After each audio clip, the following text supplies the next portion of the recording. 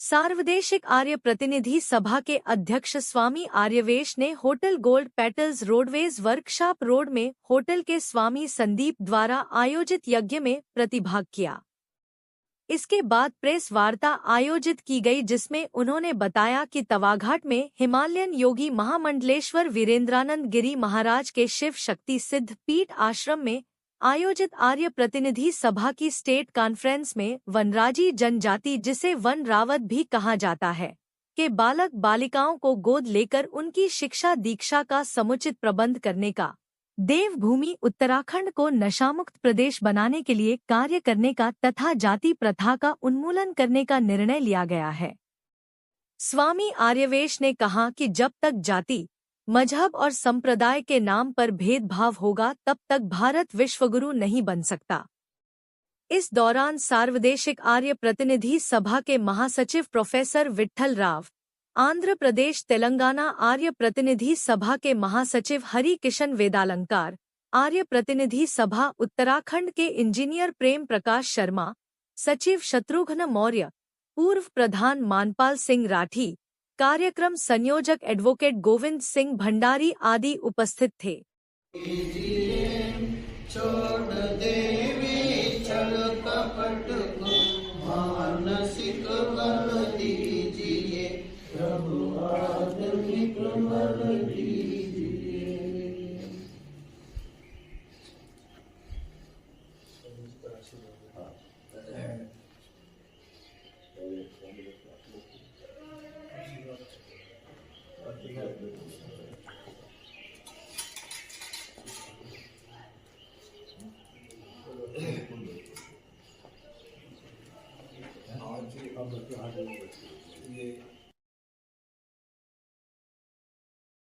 पूषा विश्ववेदाः स्वस्ति नस्ताक्षोरिष्टनेमि स्वस्ति नो बृहस्पतिर्दधातु।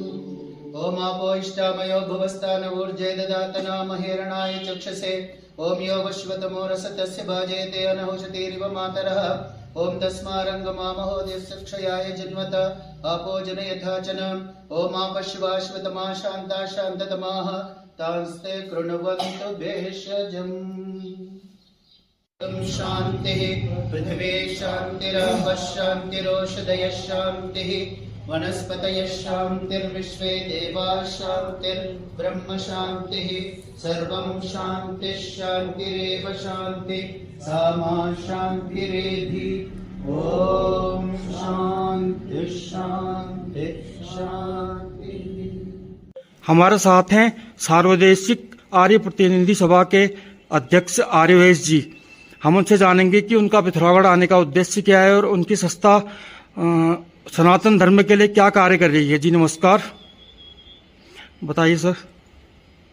देखिए, पिथौरागढ़ आने का उद्देश्य ये था। पिथौरागढ़ तो एक सेंटर है दिल्ली से, क्योंकि और देहरादून से हम लोग आए फ्लाइट से, परंतु हम लोग पिथौरागढ़ से आगे तवा घाट में, जहाँ पर हमारी स्टेट कॉन्फ्रेंस थी आर्य प्रतिनिधि सभा उत्तराखंड की, जिसमें कुछ महत्वपूर्ण मुद्दों पर विचार करने के लिए हम सब लोग वहाँ पर एकत्रित हुए थे।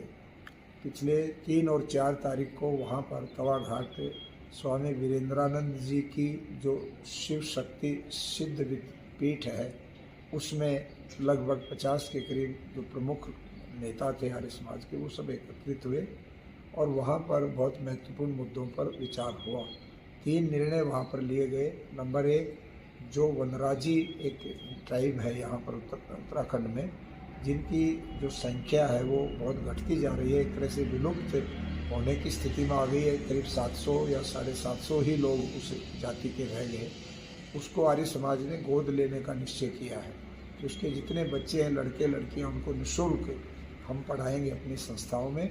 और उसके लिए एक श्रीमान गंगा सिंह जी पांती, जो जनजाति के ही एक नेता हैं यहाँ पर, वो डीडी हाट के रहने वाले हैं, तो उनको संयोजन का दायित्व दिया है कि वे इस बात का सर्वे करेंगे कि कौन कौन लोग अपने बच्चों को इस तरह से भेजने के लिए तैयार हैं, और बाकी जो लोग हैं उनके लिए भी जिस भी रूप में उनको सहायता चाहिए आर्य समाज उसको करेगा। दूसरा निर्णय वहाँ किया कि पूरे स्टेट में हम नशा मुक्त देवभूमि उत्तराखंड बनाना चाहते हैं। इसके लिए आर्य समाज अगले दिनों में बहुत बड़े लेवल पर अभियान और आंदोलन प्रारंभ करेगा। तीसरा निर्णय ये लिया गया कि हमारे इस प्रदेश में बहुत सारे लोग आर्य लिखते हैं। किसी समय में समाज में काफ़ी जातीय एक प्रकार से भेदभाव सा चलता था। उस समय 1904 और 5 में लाला लाजपत राय और आर्य समाज के दूसरे नेताओं ने यहाँ आकर उन लोगों को जो थोड़ा छूत छात से प्रभावित थे उनको आर्य नाम दिया कि तुम अपने आप को आर्य लिखना शुरू कर दो। आर्य श्रेष्ठ व्यक्ति को कहते हैं, तुम अपने अंदर हीन भावना मत बनाओ, तुम भी आर्य बन सकते हो।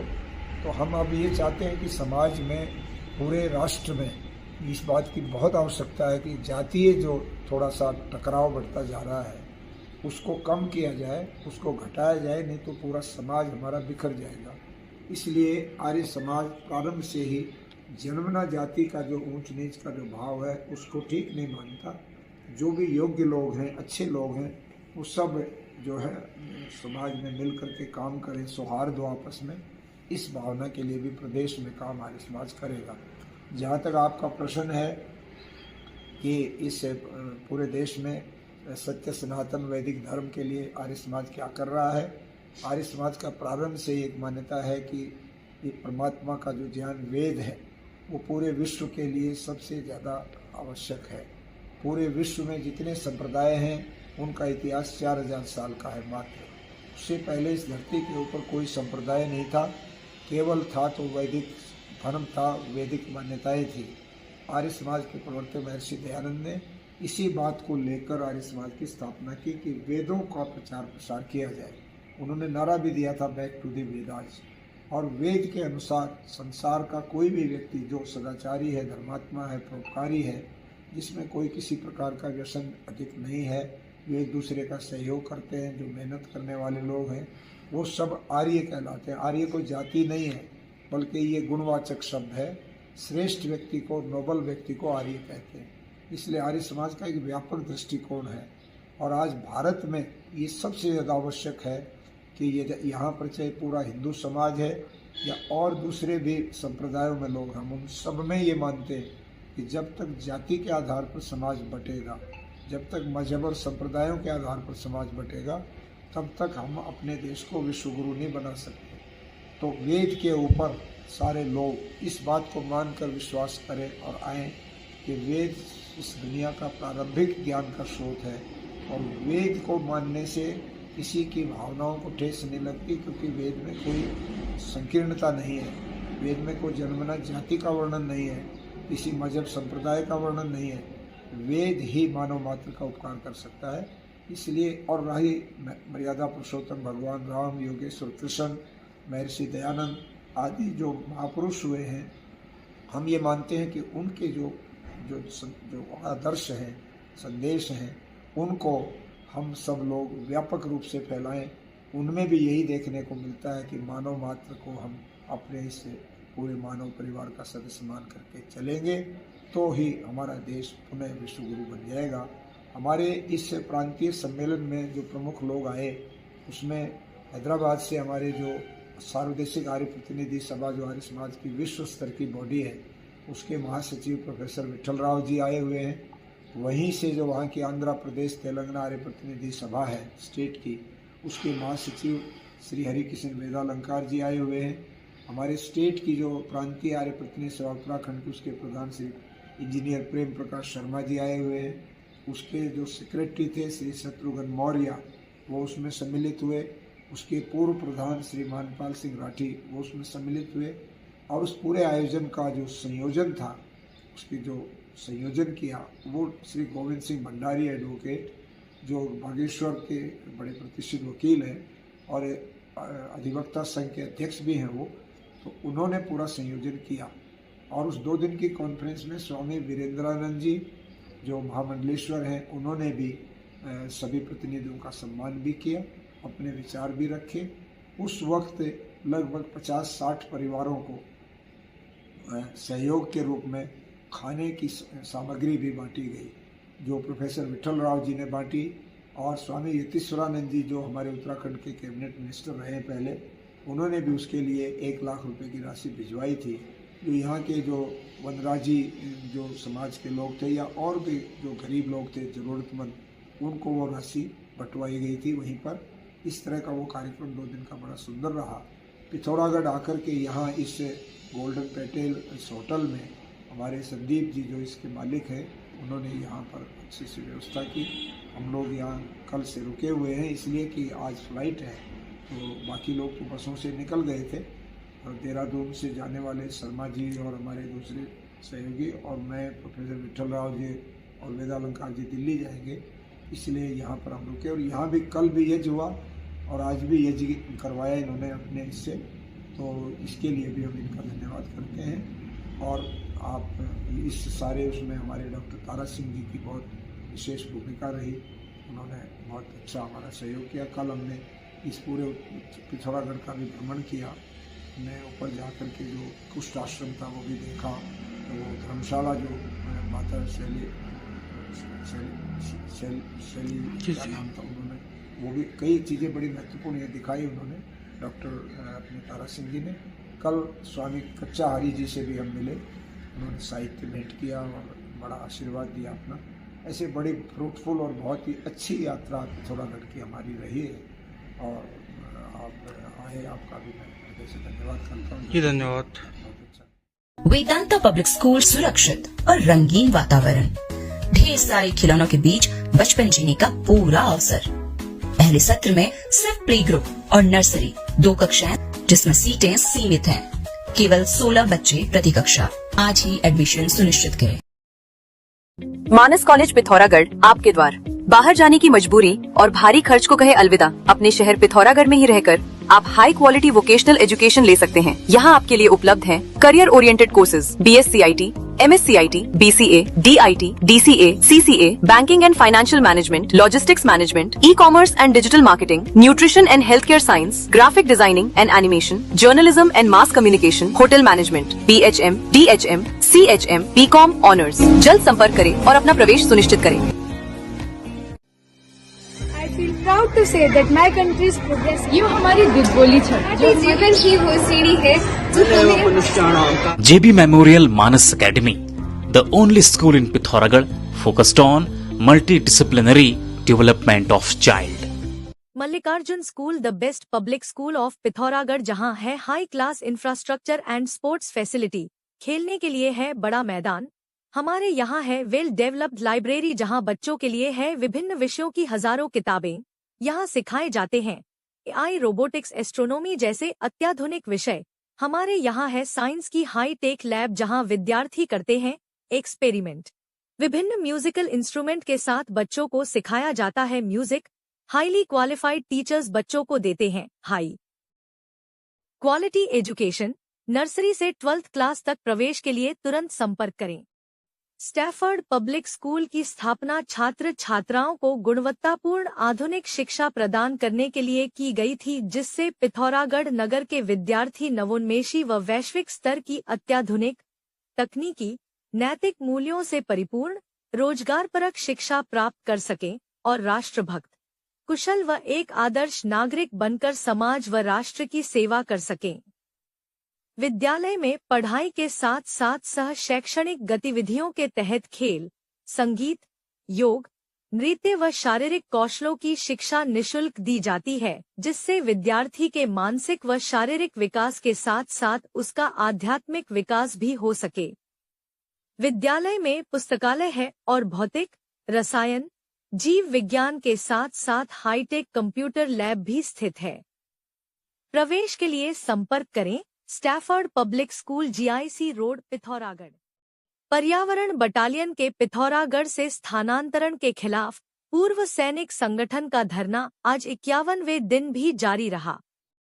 पूर्व सैनिकों ने कहा कि वे किसी व्यक्तिगत लाभ के लिए नहीं, बल्कि पूरे जनपद के भविष्य, पर्यावरण और आने वाली पीढ़ियों के अधिकारों के लिए संघर्ष कर रहे हैं। इसके बावजूद उनकी मांगों पर कोई ठोस पहल न होना सरकार की संवेदनहीनता को दर्शाता है। आज धरने में सीनियर सिटीजन वेलफेयर सोसाइटी के उपाध्यक्ष राजेंद्र खनका, रामलीला कमेटी के अध्यक्ष चंद्रशेखर मेहर, सूबेदार मेजर गणेश दत्त पांडे, दिनेश धामी, जगदीश भट्ट, जगत सामंत, उमेश फुलेरा, धर्म सिंह, लाल सिंह, कैप्टन सुरेश पुनेड़ा आदि उपस्थित थे। भारत माता की जय। माता की जय। वंदे मातरम, वंदे मातरम, वंदे मातरम, वंदे